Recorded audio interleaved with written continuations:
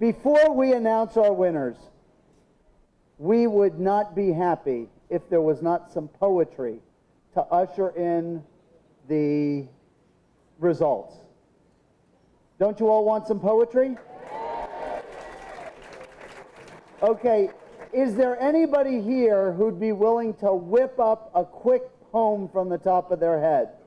Lee? Can you just whip one up?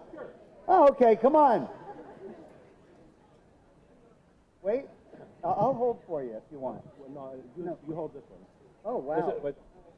Federal budget cuts. Yeah. I want you to know that I offer this with utmost dignity and respect. Is my name in here? Oh, yeah.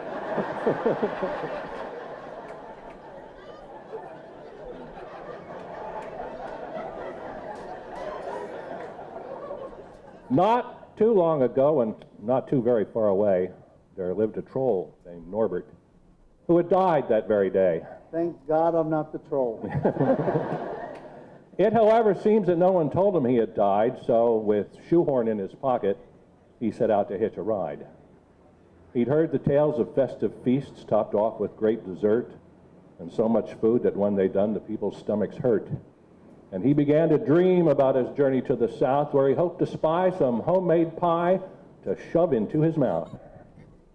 He started walking down the road, and after half a day, he found a tiny little man who stood and blocked his way. "I am a giant," the wee man said, "and Smidgen is my name. I'm the smallest of my race, to my eternal shame." The troll said, "Join me. I don't care if you are short or tall, or if your body looks just like a tiny basketball. As time unravels in our travels, we will journey far. But in the end, we will attend the bake-off at Lennar." They walked the long and winding road and finally reached their goal, then entered through the chain-link fence where Norbert tore a hole. They saw the tables piled with food and shoved into the line. "We've come a long way," Norbert said, "and we both plan to dine. We didn't come for dodgeball, and we do not want to wax. We'll skip the ghastly creme brulee that's moldy to the max. Instead, we'll take the pies and cakes that were not repossessed, because with so much bounty, you have all been greatly blessed." Then Ella stood and calmly said, "Why don't you settle down and join us in our noonday meal before you must leave town?" And so they ate and drank their fill until their stomachs hurt, and though it hurt them more, they'd left no room to eat dessert. And so they left the pies and cakes and gooey chocolate fudge where all lay stacked upon their plates for someone else to judge. Then Ella said, "I think the time has come for you to go. But before you leave, we have a gift we would bestow.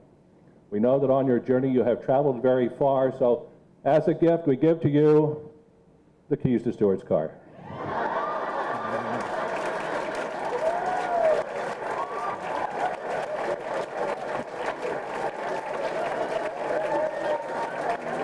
Not a surprise. Then Norbert stood and motioned Smidgen up upon his feet and said, "We both would thank you for the food we got to eat. With such a generous offer, I don't think that we can stay." So they piled into their brand new car and quickly drove away. And Stuart said, "In this tall tale, there's nothing I dislike. For though I have no car, I have my brand new shiny bike."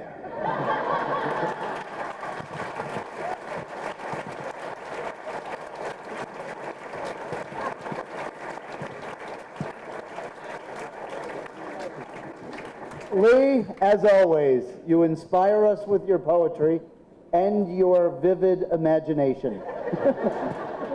Demented, I think. Demented, I meant to say, yes. Thank you. Well.